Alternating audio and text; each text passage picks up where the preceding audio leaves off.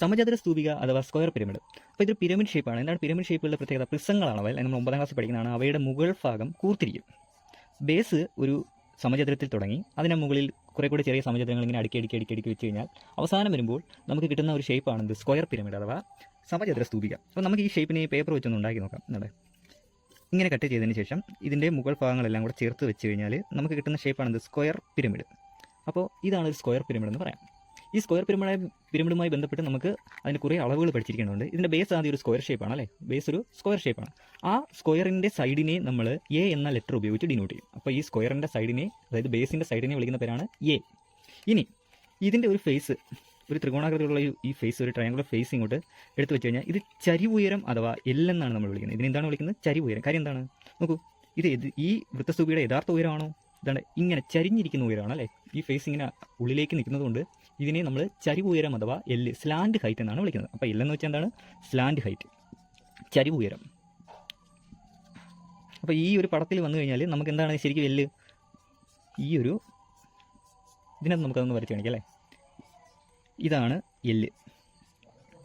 ഈ ഒരു സൈഡാണ് എ, അതായത് ബേസിൻ്റെ സൈഡാണ് എ. ഇനി ഒരളവ് കൂടെ ഉണ്ട്. ഈ രണ്ട് ഫേസുകൾ കൂടിച്ചേരുന്നിടത്ത്, ഇതാണല്ലോ, രണ്ട് ഫേസുകൾ കൂടിച്ചേരുന്നിടത്ത് ഒരു സൈഡ് കൂടെ ഉണ്ടാവും. ഇതാണ് സ്ലാൻഡ് എഡ്ജ്. അപ്പോൾ ഇതിന് നടുക്കൂടെ ഒരു വര വരച്ചാൽ അത് എല്ല്. ആ ത്രികോണത്തിൻ്റെ ഒരു രണ്ട് ഫേസുകൾ കൂടിച്ചേരുന്ന ആ ഒരു മൂലയോ വക്കെന്നോ വിളിക്കുക, അല്ലെങ്കിൽ ആ വക്കിനെ വിളിക്കുന്ന പേരാണിത് ഇ. അപ്പോൾ ഇ എന്ന് വെച്ചാൽ അതാണ്ട് ഇതാണ് ഇ. ഇതും ഇ ആണ്, അല്ലെങ്കിൽ ഇതും ഇ ആണ്. ഇനി ഇത് കൂടാതെ എച്ച് കൂടെ ഉണ്ട്. എച്ച് എന്ന് വെച്ചാൽ ഈ സ്തൂപികയുടെ യഥാർത്ഥ ഉയരം. എച്ച് എന്ന് വെച്ചാൽ ശരിക്കും നമുക്ക് ഇതിനകത്ത് കാണിക്കാൻ പറ്റത്തില്ല.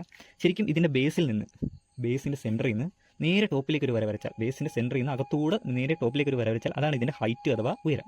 സ്ലാൻഡ് ഹൈറ്റ് ചരിവുയരം, ആൻഡ് എച്ച് അതിൻ്റെ ആക്ച്വൽ ഹൈറ്റ് അല്ലേ, സ്തൂപികയുടെ ആക്ച്വൽ ഹൈറ്റ്. ഇനി ഇതുമായി ബന്ധപ്പെട്ട് വരുന്ന ചോദ്യങ്ങൾ ചെയ്യണമെങ്കിൽ ഇതിൻ്റെ വോളിയം കാണാനുള്ള ഇക്വേഷനൊക്കെ നമ്മൾ പഠിച്ചിരിക്കണം. അപ്പോൾ ഒരു സമചതുര സ്തൂപികയുടെ, ഒരു സ്ക്വയർ പിരമിഡിൻ്റെ volume and LSA TSA, volume LSA TSA എന്നിവ കണ്ടുപിടിക്കാനുള്ള ഇക്വേഷൻസ് നമുക്ക് നോക്കാം. വോളിയം കാണാനുള്ള ഇക്വേഷനാണ് 1/3 ഇൻറ്റു ബേസ് ഏരിയ. ബേസ് ഒരു സ്ക്വയർ ഷേപ്പാണ്. അപ്പോൾ A² ഇൻറ്റു ഹൈറ്റ്. മുമ്പിൽ A² മുന്നിലൊരു 1/3 ഉണ്ട് എന്ന് ഓർത്താൽ മതി കേട്ടോ. ഇനി LSA കാണാനുള്ള ഇക്വേഷൻ 2AL ആണ്. L, A, H എല്ലാം എന്താണെന്ന് നമ്മൾ പഠിച്ചു കഴിഞ്ഞാൽ അല്ലേ, 2AL. ആൻഡ് TSA കാണാനുള്ള ഇക്വേഷൻ 2AL പ്ലസ് ഇതിന് ബേസിലുള്ള ഏരിയയും കൂടെ, ചുറ്റുമുള്ള ഏരിയ കിട്ടി 2AL അല്ലേ. ഇനി ബേസിലുള്ള ഏരിയയും കൂടെ, ബേസ് ഒരു സ്ക്വയർ ഷേപ്പാണ്, so area A², 2AL plus A².